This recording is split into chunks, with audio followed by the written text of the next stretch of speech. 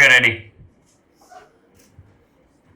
Alright, welcome everybody. My name is Vaibhav Pareek, and today I welcome you to work with me and participate in learning more about the power of stories. It's been almost an entire day. We've been witnessing these or listening to these amazing stories, and while we were listening to these amazing stories, I was also witnessing these stories happen right before my eyes. So all these narrators, these presenters who came on the stage, the level of preparedness they came up with. Some presenters, shortness of breath, some presenters, very exuberant and inspiring and moving speeches. Yeah. To start with, there's something that I need all of you to do. I need all of you to raise your right hand, please. Everybody, right? And turn it around and give a pat on your back and say to yourself, good job. Good job. Right? Very important, right? This is a story that you just fed to yourself. Good job for being here for so long, listening to these amazing ideas. Good job for being this amazing learner, right?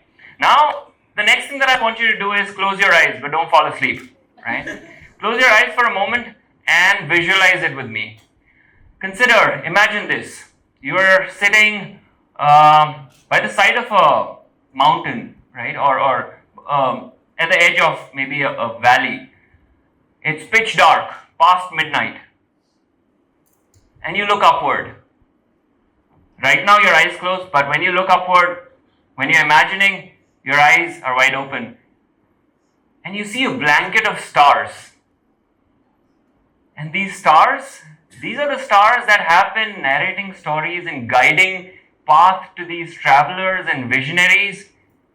These are the stars that are twinkling in that night sky. These are the stars that are you, the twinkle, twinkle, little star. You can please open your eyes again. Now, when I say that you are that star, think about yourself being that star who's guiding people from far away. So, even when you cross somebody's path, or even if somebody listens to you, maybe by the side of their ear or by the side of their eyes, they look at you, you never know who you would be inspiring. Things change when that star, that twinkle, twinkle, little star, becomes the sun in the morning, right? And throughout the day, you brighten the day of people that you live with. So understand this, that everything that you say, everything that you do, every action of yours, every word of yours, it is bringing about a change into people's life. That story, my friends, is not a story that you narrate through words. That story is what you enact through your actions and through your being. So remember this, that twinkle, twinkle, little star will become a sun and is a sun for the people around you. Don't blame those people for being the way they are being. Maybe you might want to look back at yourself, that how is it that you influence them, right? Okay, talking more about the power of stories, there is this blank space, fill in the blanks. Now my fellow students, the teachers who are experts at creating quizzes, can you fill what should be there in the blank phrase? Moria. Okay, Ganpati Bappa. Ganpati Bappa.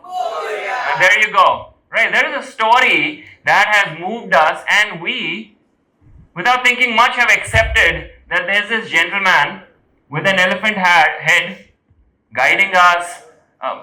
Understand this, that whatever I'm talking about in the capacity of being a Hindu and being a Pandit as well. So no hard feelings to any religion or any sentiments, right? He is my deity as well. I start my day with his name. So I'm not mocking. I'm just using this reference as an example to remind you that this story doesn't, if you really think about the rationale behind the story, doesn't have much of a rationale. Think about the time when there will be a colleague of yours sitting next to you, or maybe a classmate of yours sitting next to you with an elephant head.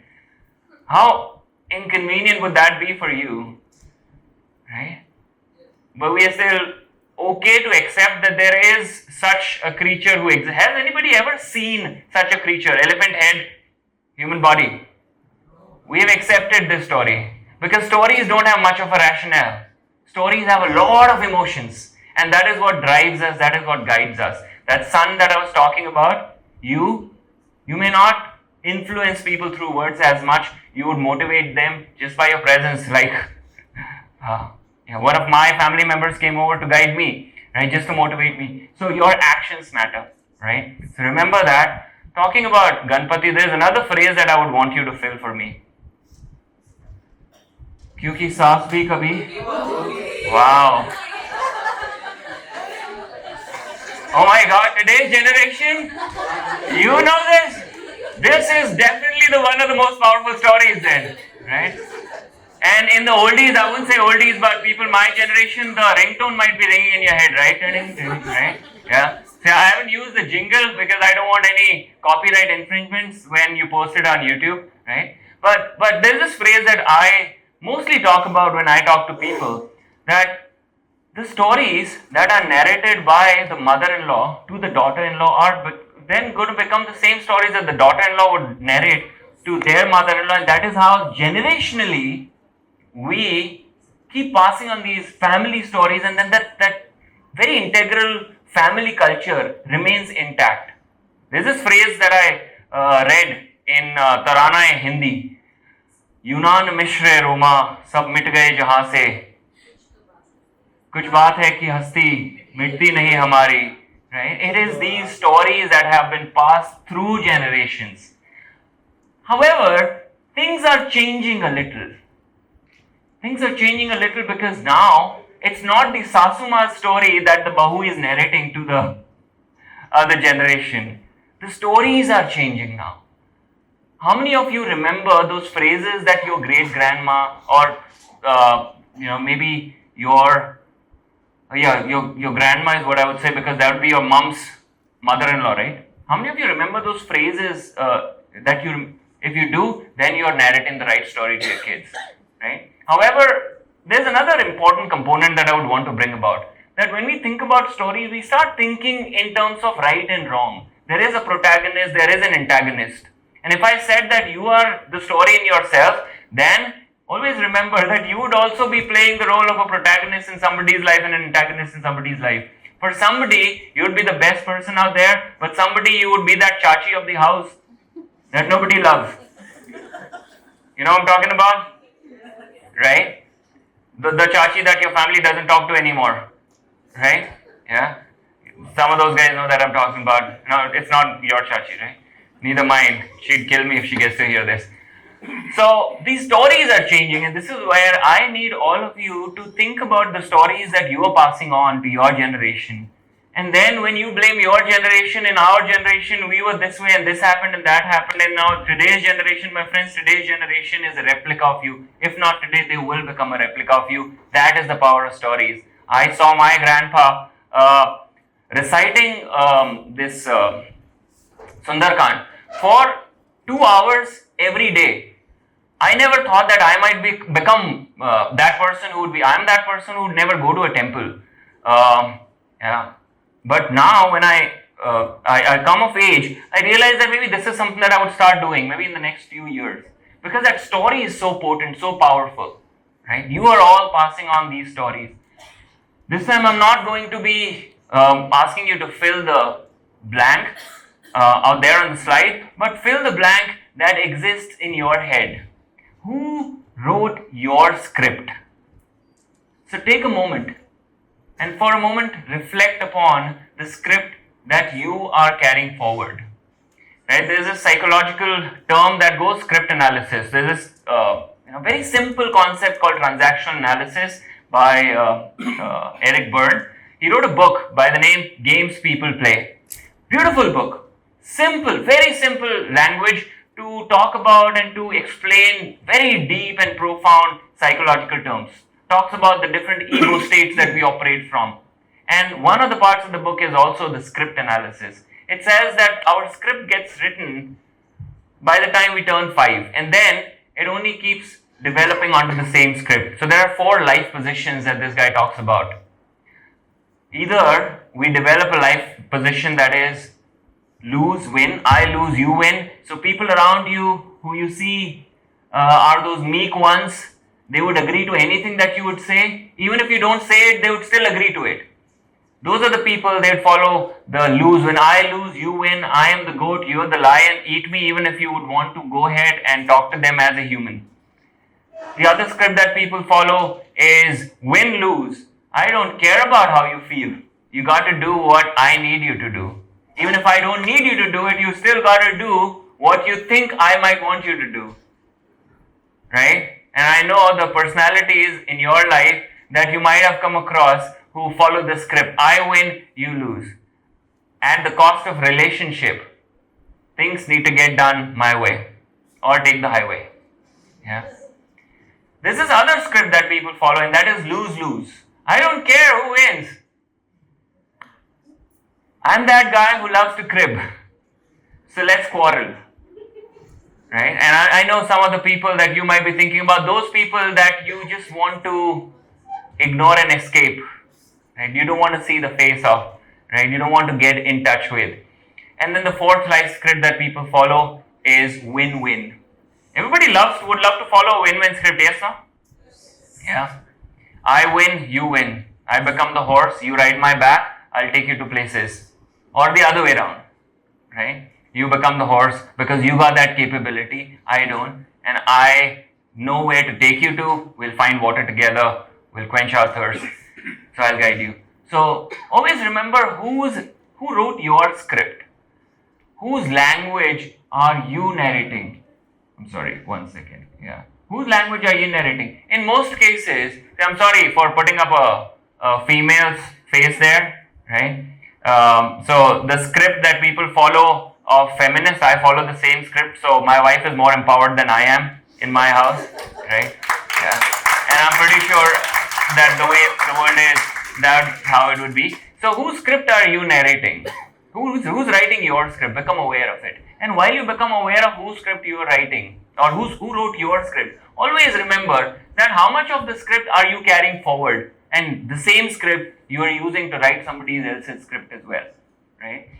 So amazing concepts talked about today, generational trauma.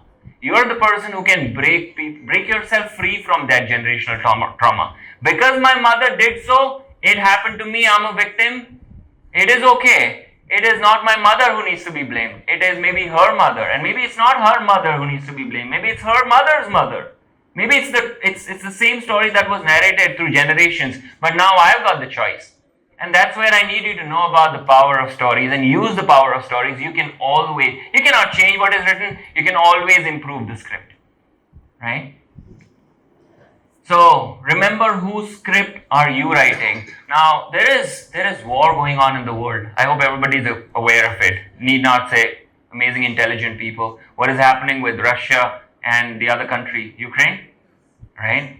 How the president of Ukraine was treated by the president of the USA. I'm sure that was the talk of the town as well.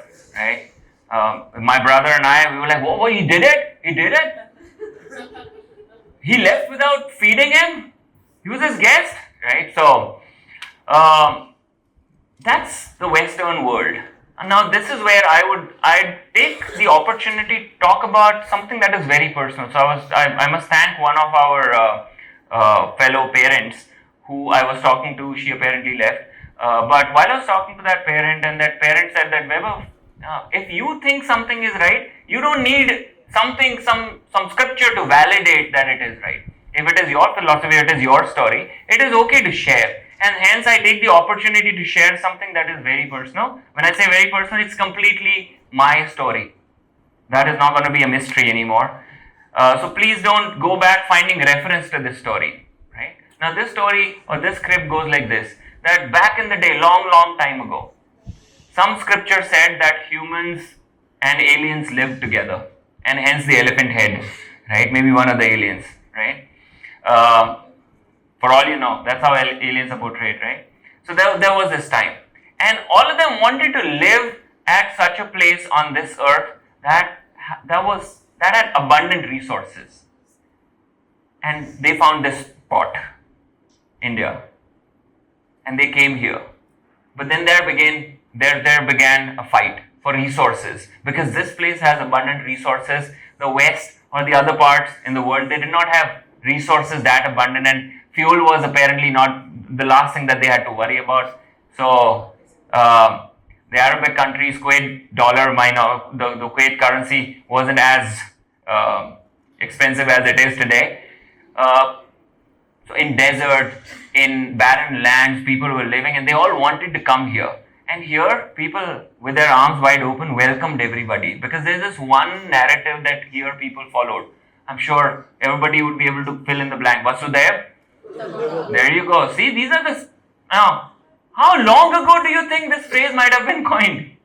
And if this phrase has sustained the test of times, and today, this younger generation and the generation today is still able to recall and remember that phrase, my friends, there is something right that is happening. There are some amazing stories that have been narrated to us. However, the attire that we are wearing, the language that we are using, the culture that we are following, right? This phrase, I spoke to one of our esteemed guests about the dinks culture that is happening today, right? This is our culture, right? If we are following, again, understand this, that stories have a tendency to put something as right and put something as wrong. However, do away with that and start thinking about stories as just the narratives wherein the characters, in Hindi, characters are called what? Patra, are just the containers, the stars, right? The stories, the essence of the stories lies in three things. Desh, Kal, Paristhithi. Right? In English, can somebody tell me Desh would be place? Place, right? Time and situation. Place changes, the story changes. The nature of the patra changes. Time changes, the nature of the patra changes. Situations change, the nature of the patras change. And that is where one of the stories that people in this region are heavily influenced by Mahabharata. If you really look at it, while people focus a lot on Kauravas and Pandavas and one, which one of them was the evil ones? See, that's what the story did to us because of the mere nature of the story. However, if you really go towards the end of the story, what you realize is that it were the Kauravas who died in the war, however they enjoyed heaven, while the Pandavas were suffering here. And then, in order to get to heaven, they were given a task to climb a mountain, a treacherous journey that the Kauravas simply escaped. So who turns out to be the hero then? Stories have a tendency of tagging somebody as right, somebody as wrong. Do away with the right or wrong. Just embrace people the way they are and allow yourself to realize how that person is affecting you. If that person is affecting you in a manner that you're learning to connect, that you're learning to change, and in a positive way, you're getting inspired, allow that change to happen. If no, my friends, there's always a little star, twinkle, twinkle, little star in the night sky. Let that person twinkle. You find your sun, right? You find your star who influences you. So stories have the power to connect us and inspire change in our lives, said by Jane Doe, an author. You, my friends, are that story. You have the transformative power of stories within you. Remember who has written your stories and whose story are you writing. Let's build a great world together. Follow the culture that we have been living with. And I'm not saying that start wearing dhoti or pagdi going forward, but whatever you wear, make sure that it is convenient, right? Instead of tying your waist with belt and tuxedos with a necktie, right? Again, up to you. You think that's something that suits you, go for it and inspire others. So my friends, that was my time. Thank you very much for listening to me.